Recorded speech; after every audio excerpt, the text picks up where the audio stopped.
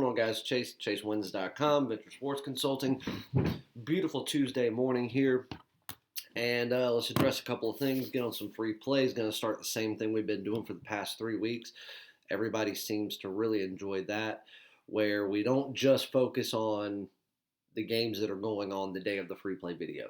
We're looking ahead to the weekend, days ahead, multiple different sports. Well, right now we're looking into college football as well as college basketball.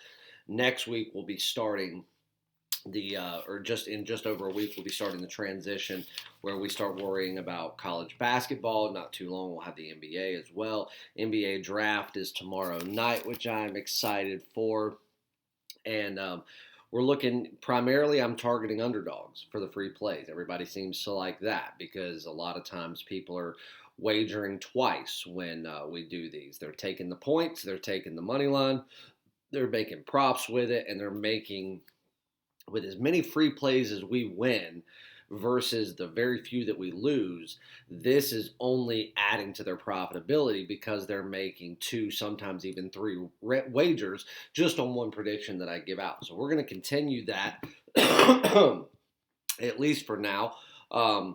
And I had some complaints on the ROI video and the profitability video that I did for last week's that I posted late Sunday night. Only had about 300 views on it, but I had about 60 some odd people reach out and say that they couldn't hear it. There was zero sound.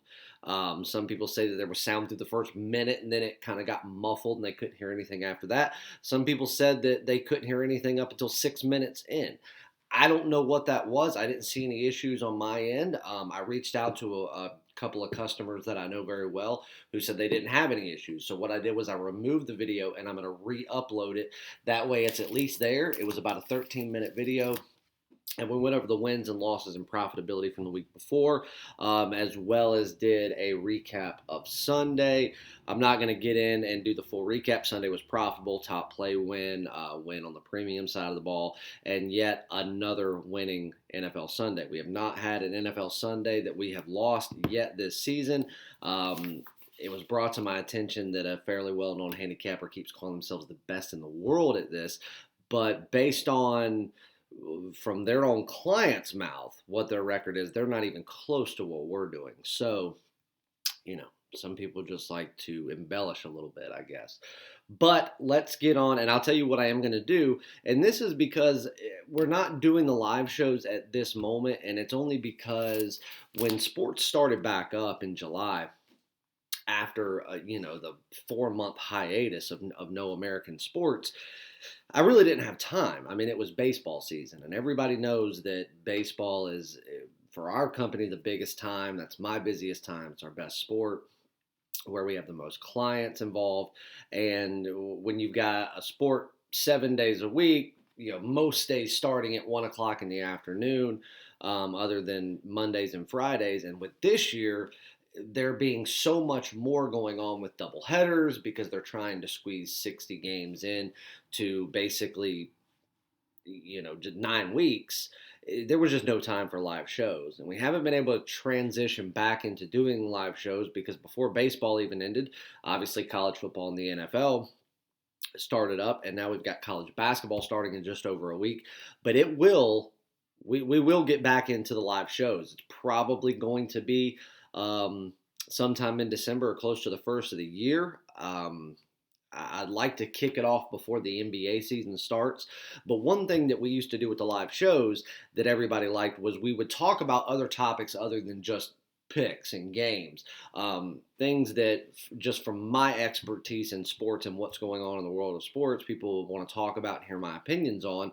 That's where we aired out a lot of that laundry, where they would ask about a coaching change or a personnel change or a player getting traded or injured or a draft, something going on that they would want to ask about that obviously I didn't have time to do on a free play video.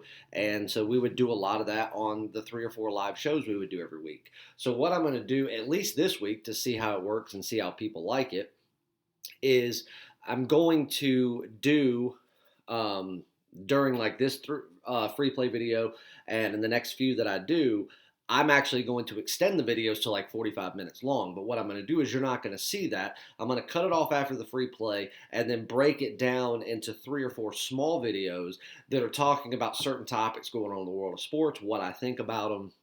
That way, if you want just some extra things to watch, something that'll just pique your interest, generalized entertainment, it'll be there. You don't have to watch it. And then on some of them, for the ones that do watch, I'm going to throw in more free plays just as an added bonus for watching the video. So I'm going to start that today. We're going to talk about the NBA draft. We're going to talk about Will Muschamp being, I guess you could say, exiled from the University of South Carolina as the head coach, what I think about that. We are going to talk about some stuff going on in the NFL, the start of college basketball. So there's a bunch of topics over the next few days that I'm going to take these videos and extend them out and break them down into 4 to 10 minute videos and post them out couple of times a day just so you have even more content. But the goal is to get out at least 6 free plays, if not more, between now and the weekend, because on the weekends we stay so busy with all day college football on Saturday, all day NFL on Sunday, that I typically don't record anything those days. So we try to get enough free plays out and enough for the weekend where by Friday evening we posted enough, for you guys. So another profitable week last week. It was our first week without NASCAR since the season is over. What we've got going on at the site this week, for anybody that's interested, short-term stuff, 3-day passes are $50, obviously. 7-day passes are $99. If you are new and you've never purchased anything from me before, I would say start with a week. That way you can spend a measly $100, see what we're all about. You get every premium and daily top play that we have. That does not include games of the week, month, or year, which right now, there's 3 football games that I'm looking at. One in the NFL, 2 in college football, and one of them, obviously there is a question, there's questions looming about a few players that I probably won't know until Thursday. Once I get confirmation, we could have a game of the year in college football this week. We will at least have a game of the month, and we could very well have the same thing in the NFL. So it's going to be a big, big week for those, really high-rated, top high-unit plays where we go in and make a ton of money off of one play. As rare as it is for us to lose a top play, we lost one this past Saturday. We ended up winning our top play on Sunday to make back up the overwhelming majority of what we lost on that play on Saturday. So it's rare for us to lose one, and it was just poor red zone offense and just botched opportunities that, we didn't have that game cashed in the third quarter. So get a week, see what it's all about. If you like it going into the weekend, obviously when we do release those plays, you can purchase those separately. If you have purchased a week from us, like last week or the week before, you want something a little bit longer term, get a month pass. You can get a standard month for $3.99. That will get you every premium and daily top play for 30 days. If you want something more added to that with a little bit more value, you can get the all access 30-day pass, which includes everything that we have for 30 days. Games of the week, games of the month, games of the year if we have them. College basketball, like I said, is starting up in just over a week, and we hit the ground running with college basketball every season. We're having days where we're having 5, 6, 7, 8 plays on a big college basketball day in the first 2 weeks of the season. So now's the perfect time to jump on. Go ahead and make yourself some really good money before college basketball starts and be able to hit the ground running and heavy as soon as we do. But you can get that for $5.99. That'll get you, like I said, you won't have to purchase those games of the week, month, and year separately. And anything like KBO action that we have for their postseason is included in that all-access month. And then if you've already purchased stuff like that, there's nothing more to purchase. Get on a 1-year all-access membership. If you are wanting to get on a 1-year all-access membership, let me know. Send me an email, chase@chasewins.com. I will take care of you. I'll look at your account history, and I'll figure out a way for you to get a nice discount. That way you can jump on board before the end of the year. And then as far as the season stuff goes, I have extended through until Friday the NCAA basketball pass that you can get for $4.99. Normal price is $1,500 for the season. That includes every premium and daily top play from day one tip off all the way through March Madness, and when they cut those nets down, you can get it for, I mean, a third of the price, $4.99. Because it's draft day, you can get the same thing with NBA, $4.99 for the entire season. That includes the playoffs and the finals. Or you can get the combo pass, and I'm actually doing the combo pass for $9.99. But today and today only, you can get the combo pass for $8.99. So $899 gets you the entire college basketball and NBA season. Right now, you can do the same thing with college football and the NFL. $500 per season, either one, or $8.99 for the combo pass. That's going to take you through the national championship and the Super Bowl.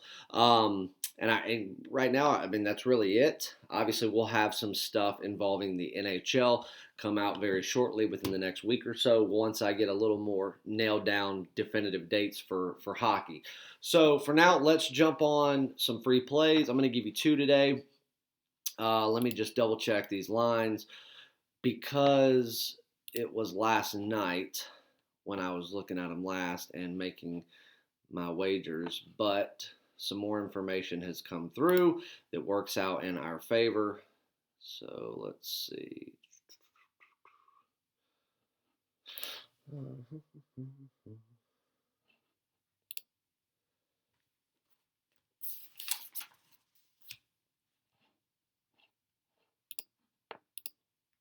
Pull up William Hill here and see if there's been any changes.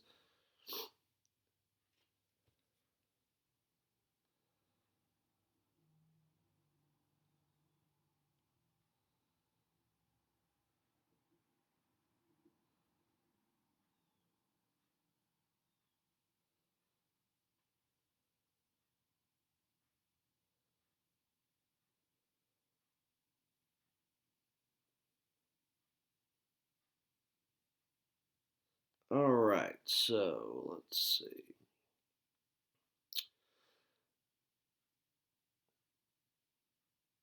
I'm wondering, should I give you one?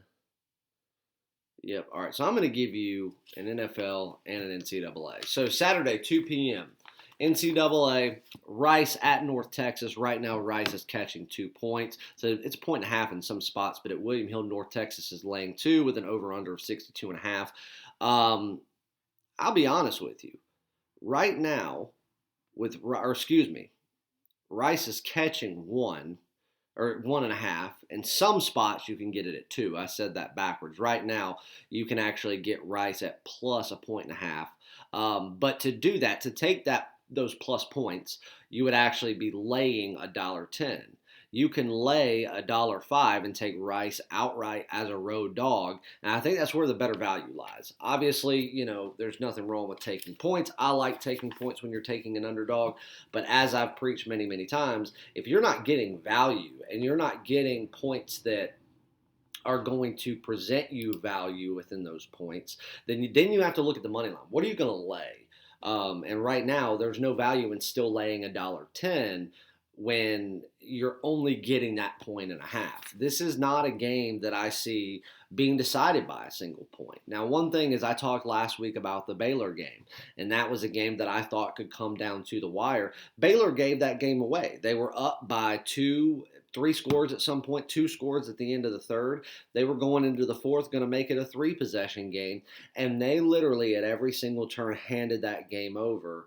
We're like, here, Texas Tech, please take this game from us. Even down to the very last drive where Texas Tech only just had to get into field goal range because they knew that they weren't worried about trying to do anything spectacular. They wanted to get into field goal range, and then they wanted to burn the rest of the clock out to know we either make this field goal and we win, or we miss it and we lose. There will be no overtime. There will be no extra plays. There will be no kicking the ball back off. This game will end with us kicking the ball into the air, hoping for a win, and that's what they did.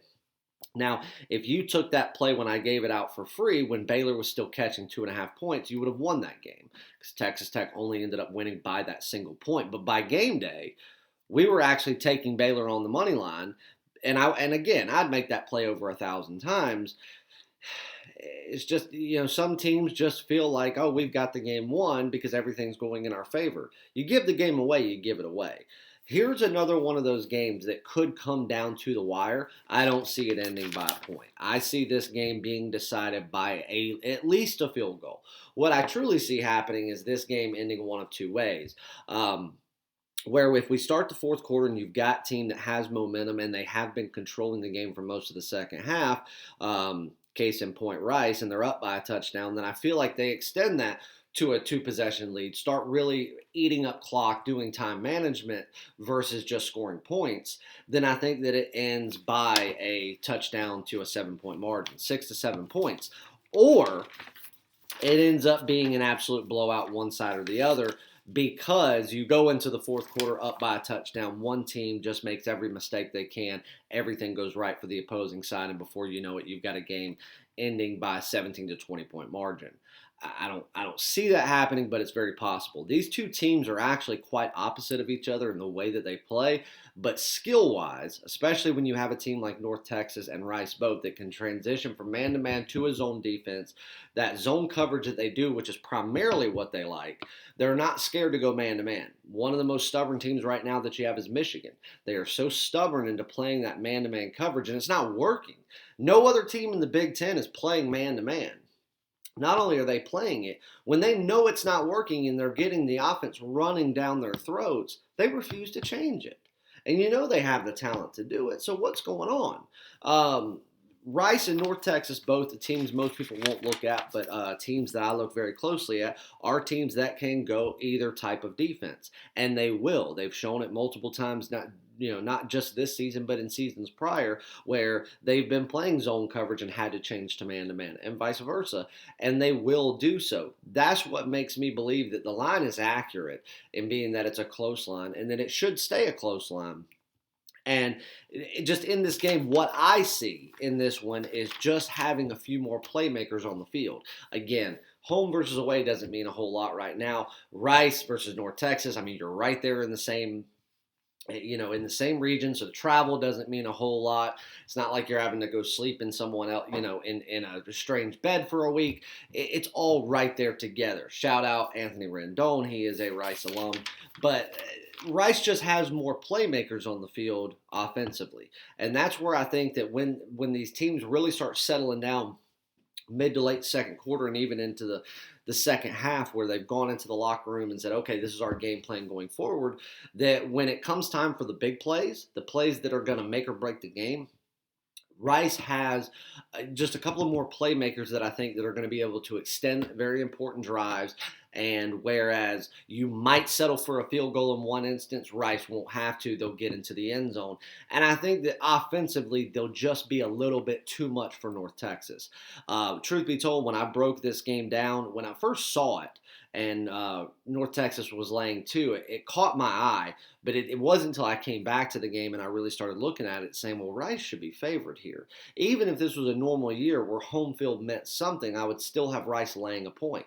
Right now, I've got Rice laying 2.5 points versus catching a 1.5. But being that you would have to lay that $1.10 to take your 1.5, I don't see a lot of value there. I'd take the even money, or laying the $1.05, whichever one. I see it multiple different ways. Right now, William Hill is minus $1.05 to take Rice outright. I see a bunch of offshores that actually have it even to plus 105. Either way, that's better value money-wise and in the market than taking and laying the $1.10 just to get the 1.5 that I don't think that's going to be enough to make the difference. So what we're going to do is what I did. Just based on overall market value, my recommendation to you would be to take Rice on the money line to win the game outright and lay dead even money, no juice, or lay the $1.05 or take the plus $1.05, whatever your book has it at. Rice on the money line to win outright is your free premium play. And again, if you are dead set on taking the points, you are welcome to do so. I mean, obviously, I like it the same either way. I just don't like the fact that we're laying money that we don't have to. So completely up to you. But Rice to win the game outright is going to be your free play. I'm gonna keep this video going. We're gonna talk about some topics here and there. And what I'm gonna do is I'm gonna hold off on that NFL play, and that's gonna be in one of those videos. So make sure you watch them. Again, just for entertainment value, and you're gonna get a free NFL underdog play in one of those just as a thank you for watching. Again, it's Tuesday now. I'm not going to have any free plays for tonight's games. There will be stuff on the premium card. I'm looking at both games. And then, of course, we'll jump into Wednesday after that. May have a play come out that I do later this evening for one of the Maction games on Wednesday. So we'll just see. But welcome to another week, guys. Thank you for tuning in, and make sure that you check out the rest of the videos that we're going to be doing throughout the week. Bunch of good content, bunch of free plays, bunch of underdogs, and as always, we'll go out there, have another week of winners, have another week of profit, and can't wait to share it with you all. Go to chasewins.com, jump on a package, and we will all see you in the winner's circle. Thanks, guys.